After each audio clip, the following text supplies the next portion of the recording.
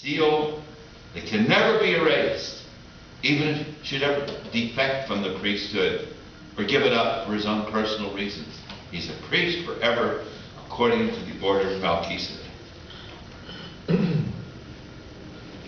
That's why I'm so sad, because so many Catholics who have been baptized Catholics have given the faith away. The fastest growing and biggest denomination in the United States of America today is fallen away Catholics. Did you know that? This is really sad. It's everywhere. Oh, blame it on the Second Vatican Council or misinterpretation of the Second Vatican Council because certain people are moved by the spirit of the Council. There's a lot of human nature gets around too. And even under the best of circumstances, it's very, very difficult for a young person to keep the faith. In fact, I can't even begin to understand how a young man who's normal could ever keep his heart pure and chaste in the atmosphere in which we live today. Bombarded everywhere with a culture of death. It is so sad. Everywhere. It'd almost be a moral miracle for him to keep himself together in God's grace through those dangerous teenage years in the 20s.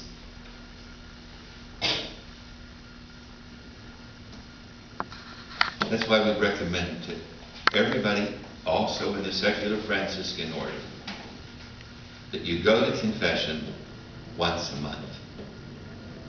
This is what our Holy Father, Pope John Paul II, asks. And Pope Benedict XVI, too.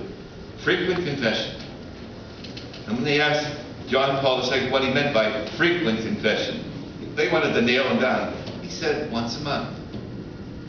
To keep that sensitivity to God and His expectations. A sensitivity to sin. And isn't that what we've lost in our culture today? The greatest evil in the world is not sin. The greatest evil in the world is the denial of sin. Compunction, contrition, sorrow get rid of sin, but the denial of sin perpetuates the sin. You and I are the losers in the process. But the ultimate in sin, beyond which you and I cannot go, is to call evil good. To call killing little babies in the womb pro-choice, as though these folks are in favor of the exercise of free will. And their opponents, I've seen this in certain newspapers, the pro-life people are called anti-choice, as though they're not in favor of free will anymore. Or the culture of death, about killing us old people off. They use the Greek word and translate oi thanatos, which means good and beautiful death. Death with dignity. That's what they're pushing. Who would not want to die without a pamper on or a diaper? Pornography. You know the new name for that in our culture of death? Freedom of speech.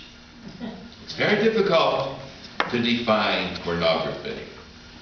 Of course, its etymological means, the word that it comes from, poine means prostitute, and graphine means to write. To write about prostitutes. The multi-billion-dollar industry. It circulates more money than the internet. Multi-billion-dollar industry. Like that man, I won't tell you the city where he was from, but his wife was a very devout Catholic. She always tried to urge him to watch the Eternal Word television network. He was too busy watching his pornography. From the time he got home from work, and he was a very rich man, till the time practically he went to bed, it was pornography.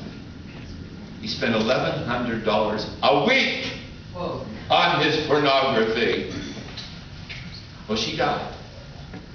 He came back from the funeral, and he would never look at EWTN before that.